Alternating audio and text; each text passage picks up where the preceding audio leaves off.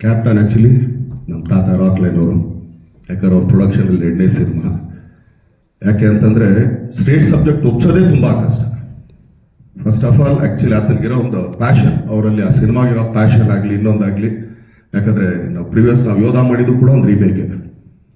ಅವಾಗಲೇ ಅವಾಗ ಯಾಕೆ ಕೂತ್ಕೊಳ್ತಾರೆ ಇದಕ್ಕೆಲ್ಲ ಸ್ಟೇಟ್ಗೆಲ್ಲ ಆಗಲ್ಲ ಹಂಗೆ ಹೇಗೆ ಅಂತೇಳಿ. ಯಾವಾಗ ತರುಣ್ ಇದನ್ನ ಲಾಕ್ಡೌನಲ್ಲಿ ಈ ಸಿನಿಮಾ ಕತೆ ಬಂದು ಹೇಳಿದಾಗ ಯಾರು ಮಾಡೋದು ಏನು ಮಾಡೋದು ಇನ್ಯಾರಿಗೋ ಮಾಡೋದಿದ್ದ ಹೇಳ್ತಾಳೆ. ಆ್ಯಕ್ಚುಲಿ ನಮ್ಮ ತಾತನ ಡೇಟ್ಸ್ ಐತಪ್ಪ, ತಾತನಿಗೆ ಒಪ್ಸು ಹೋಗಿ ನೋಡು, ಯಾಕಂದರೆ ತಾತ ಒಪ್ಪ ಡೌಟ್ ಇರುತ್ತೆ, ಆದರೂ ಕೂಡ ಟ್ರೈ ಮಾಡು ಅಂತೇಳಿ ಒಂದೇ ಸಿಟಿಗೆ ಕೂತಿದ್ದು. ಅದು ಇದೊಂದು ಹೇಳ್ತೀನಿ ಏನಕ್ಕೆ ಅಂದರೆ ತರುಣ್ದದೊಂದು ಶಕ್ತಿ ಅಂತಲೇ ಹೇಳ್ಬೋದು. ನನಗೆ ಹೇಳಿದ್ದು ಒಂದೇ ಸರಿ, ಸ್ಟಾರ್ಟ್ ಟು ಎಂಡ್ ಎಲ್ಲ ಇದೊಂದು ಲೈನ್ ಇದೆ, ಈ ಥರ ಅಂದ್ಕೊಂಡಿದ್ದೀನಿ, ಹಂಗೇನಿಲ್ಲ. ಈ ಥರ ಇದ್ದಾಗ ನೋಡ್ರಿ ಹಿಂಗೆ ಹಾಕೊಂಡು ಹೋಗ್ತಾ ಇದ್ದೀನಿ, ಹಿಂಗೆ ಹೋಗುತ್ತೆ ಗ್ರಾಫ್. ಸರಿ ಚೆನ್ನಾಗಿ ಏನು 1.5 ಗಂಟೆನ 1.5 hours 2 hours ಮ್ಯಾಕ್ಸಿಮಮ್. ಆಮೇಲೆ ಅದ್ರಲ್ಲಿ ಕರೆಕ್ಷನ್ ಹೇಳೋಕೆ ಬರಲಿಲ್ಲ ನನಗೆ. ಇಲ್ಲ ಇದು ಯಾಕೋ ಬೇಕು ಬೇಡ ನೋಡು ಏನೂ ಇಲ್ಲ, ಚೆನ್ನಾಗಿದೆ ಮಾಡೋಣ ಸರಿ.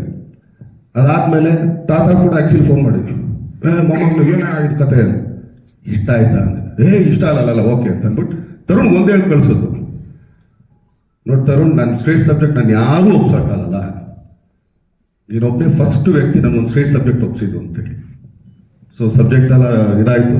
ಆಮೇಲೆ ನಾವು ಒಂದು ಇದು ನೋಡ್ತೀವಿ ನಾವು ಯೂಶಲಿ ಒಂದು ರಶಸ್ ಥರ ಎಲ್ಲಾನು ಕೂತ್ಕೊಂಡು ಎಡಿಟ್ ಮಾಡಿ. ತಾತ ಫಸ್ಟ್ ಟೈಮ್ ಬಂದು ನನ್ನ ತಪ್ಕೊಂಡಿದ್ದು 2ನೇ ಸಿನಿಮಾದಲ್ಲಿ ಇರ್ಬೋದು. ಯಾಕಂದರೆ ಕುರುಕ್ಷೇತ್ರ ಆದಮೇಲೆ ಬಂದು ಇರಲ್ಲೇ ತಪ್ಕೊಂಡು ಏನೋ ಮೊಮ್ಮಗನೇ ಅದು ಯಾಕೆ ತಾತ ಇಷ್ಟ ಆಯ್ತು. ಆತ ಏನು ಹೇಳಿದ್ನೋ ಅದಕ್ಕಿಂತ ಒಂದು 10% ಜಾಸ್ತಿ ಇದೆ ಸಿನಿಮಾ, ಐ ಆಮ್ ಡನ್ ಅಂತ. ಓಕೆ ತಾತ. ಸೊ ತರುಣ್ ಅದೊಂದು ಪವರ್ ಅದು, ಯಾಕಂದ್ರೆ ಎಲ್ರಿಗೂ ಒಪ್ಸೋದಿದೆಯಲ್ಲ ಅಂತ.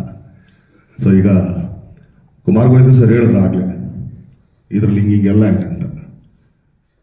ಒಂದು ಭಾವನ ಕ್ಯಾರೆಕ್ಟ್ರು ನಾನು ಇವತ್ತು ಹೇಳ್ತಿದ್ದೀನಿ, ನನಗೆ ಭಾವ ಅಕ್ಕ ಅದನ್ನೇ ಈಗ ಶ್ರುತಿಮಾನ್ ಆಗಿ ಮಾತಾಡ್ತಿದ್ದೀನಿ.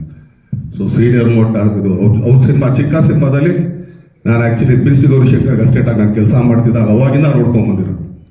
ಅವ್ರ ಸೀನಿಯರ್ಗಳ ಜೊತೆ ನಾವು ನಿಂತ್ಕೊಳ್ಳೋದಲ್ಲ, ಅವ್ರ ಪಕ್ಕದಲ್ಲಿ ನಿಂತ್ಕೊಳ್ಳೋಕ್ಕೂ ನಮ್ಗೆ ಯೋಗ್ಯತೆ ಇರಲ್ಲ.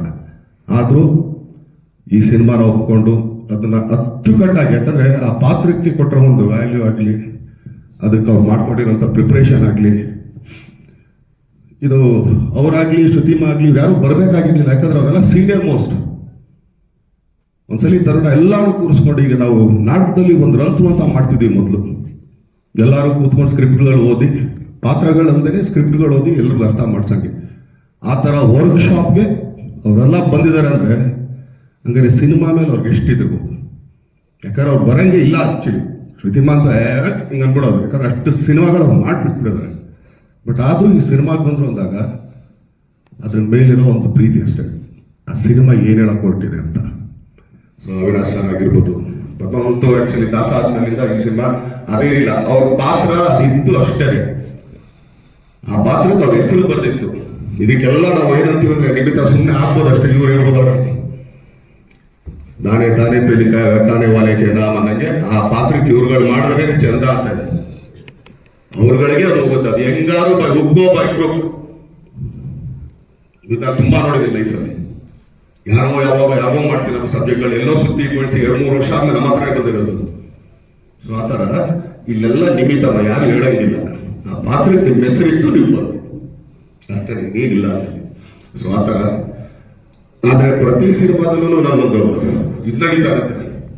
ಈಗ ಕುರುಕ್ಷೇತ್ರ ಮಾಡಬೇಕಾದ್ರೆ ಆ ಶಿಖುನಿಕ ಅಂದರೆ ಒಂದು ಒಳಗಡೆ ಒಬ್ಬ ಎಲ್ಲೊಂದು ಸಣ್ಣ ಕಲಾ ಅಯ್ಯೋ ಇದು ನನಗೆ ಸಿಕ್ಕಿದ್ರೆ ಅನ್ಕೊಂಡು ಎಲ್ಲ ಹಚ್ಕೊಂಡು ಮಾತಾಡ್ತೀವಿ ಅಂತ.